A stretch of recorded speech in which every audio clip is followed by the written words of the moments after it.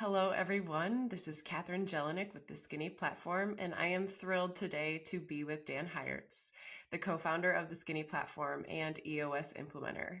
And Dan is here today to talk to us about his nugget that he's going to be sharing for this amazing compilation book with other EOS implementers. Hi, Dan. Good morning to you. It's always a pleasure being with you and getting to experience the magic of Catherine. Thank you. Okay, so tell us what is your nugget?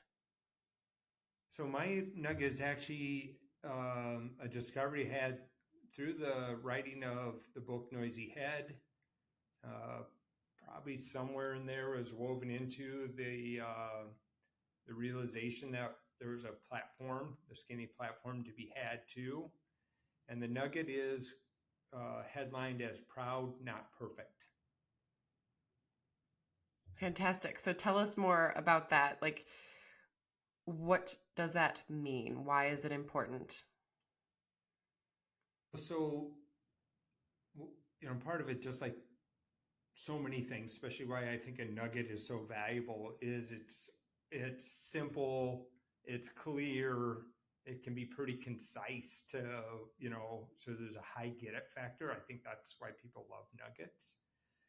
Um, and then as I put those words together, proud, not perfect, the realization of all the people I've been around that are perfectionists versus all the people I've been around over time that are good enough people, and just seeing the two dynamics, and then realizing, even though I'm a good enough person, once in a while I cross that fence over into perfectionism, and just realized how chaotic being a perfectionist is, or when you're trying to make something perfect.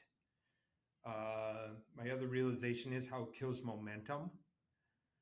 And I think ultimately what visionary, so I've been an entrepreneur my whole life, the visionary entrepreneurs do, we don't realize it, but we create not only that chaos I was speaking of, but I think we really kill confidence in our teams.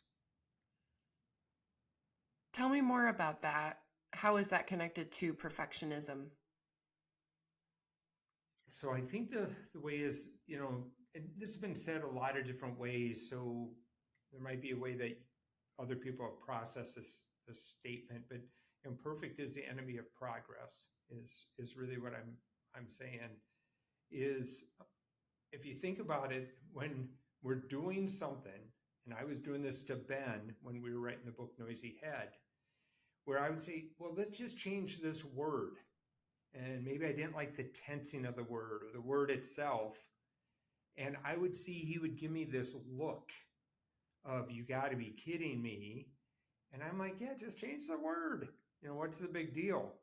Well, what he realized, and I did not realize, you changed that word. It's a book, right? And I want everyone to be hearing this through the lens of their business or the organization that they're in. But I'm saying all you have to do is just this simple little thing, change this word. So then why the look? The look was because, oh my God, we have to change the word all the way through. And now we have to change the tensing of it all the way through. And does that still hold up with everything else we've been working on to date? And it hit me like a ton of bricks that every time I would say, all you have to do is, the amount of chaos I was creating by wanting to change one word because I wanted it to be perfect. And that's really the genesis of it. I've been around visionary entrepreneurs my entire life. I'm a visionary myself, and I've used those words. Guilty as charged.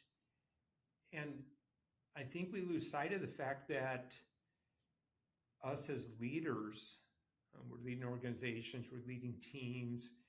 Our job is really to build confidence. And so the proud, not perfect came out because either I could have sat there and dug in deeper, trying to get it more and more perfect, or I could say, are we proud and are we ready to move forward? and build confidence in the team. Because ultimately, I'm not going to do all the work of cleaning that all up from that point all the way down. I'm just going to say this. All you got to do is, and then get out of Dodge, right? And somebody else is going to have to, work all the way through that. And that's when I recognize it in my session room as an EOS implementer. When the rest of the team has that look, they're like, oh, that's a lot of work to change that one little thing, because they understand the cause and effect of it. So that's my discovery there, because I could relate it to my own experiences for me personally, but then being an implementer, seeing it in the session room and seeing that look, and now understanding the impact of just making those little changes and the chaos that it creates. And another thing you're getting to is the idea that we're never done until we call it done. In certain things like this with the book, you can continue to edit it forever. And the entrepreneurs, the visionaries, are similar to artists. And I can relate to this as an amateur. I'm not going to call myself artist, but I love to paint. And Dan, I know that you like to dabble in painting too, in a specific style. And it's similar to that process, because what I've realized is when I'm working on an idea and I've got it down, that final leg can go on forever of when is it actually done? And am I just now messing with it and messing it up and turning it into something else? So that's an interesting tie, just to see the mind of an entrepreneur who's the visionary is very similar to that of an artist. And I think the end of a project, when we're nearing that closure point, it's not always clear when it's done. And that's that trip of perfection that we can get into. I think you're saying it perfectly. I mean, it adds perfect to the point of proud, not perfect. I've had this saying for a long time. I call it motion. It's where we just get caught in that doom loom, whatever you want to call it, but this black hole of motion, because we're trying to make it so perfect. But are we going anywhere? Are we taking action? So to me, the perfectionism leads to inaction, because we're just caught there, because we're trying to make it more and more perfect. And I'm like, well, when it's good enough, let's go. We got to go. We have to take action. And I'll tell you, one of the best ways I've found to do this, and I also think it reframes kind of the us versus you, or us versus them approach. And this I learned through Strategic Coach, which I've been a member of for several years now, and completely enjoy the program and what I've gotten out of it. And they call it the 80-80 approach. So if I'm the first one doing the work, I'm doing the heavy lift. I might be doing the heaviest lift actually, but I'm getting it to my 80%, the best I can do. And before, instead of people come, or in the past, I should say, people come along and kind of shoot holes in it. And if you're that person who just did that heavy lift, got it to 80%, tell me, is your confidence up or is it down? And I think this is where we get caught in motion and afraid to take further action. But if we reframe it and say, okay, I'm going to get to my 80%, and then I'm going to intentionally hand it off to someone else, thus building my confidence, and hand it off to somebody else who can then give it their 80%.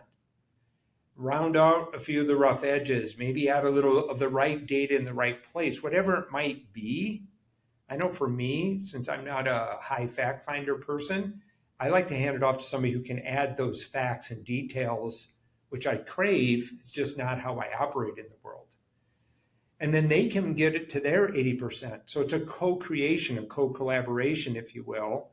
And then maybe to finish it off and get the grammar right, or whatever it is we're trying to get to before we put it into action, put it into the world, they hand it off to another person who then just finishes it off, gets it to their 80%. Think how much better this is, and how much more pride we have in the work we're doing, the confidence that we're building, if we take this 80-80-80 approach that Dan Sullivan and Strategic Coach has communicated to everyone that's in the program. think it's an essential way of now doing things. And I know in my session room, I'm certainly sharing that with my clients and my teams that I work with. I like that a lot. One of the questions going through my mind is, when do we know that we've hit that 80%? And as I'm sitting here listening to you and thinking especially about the noisy head process and even the artistic process, and I'm remembering the stories you've been telling, me about your experience working together with Ben and when you started to get into that spiral and that loop. I'm wondering if an indicator of getting to that 80% threshold is shifting from naturally flowing action to judgment. You're in a judgment zone. You're starting to, and not that judgment isn't useful, it's not entirely negative. Yeah, But I right. think that spiral that you're referring to that takes such a long time and demands perfection is not a place of flowing from natural action. It's a judgment loop. Yeah.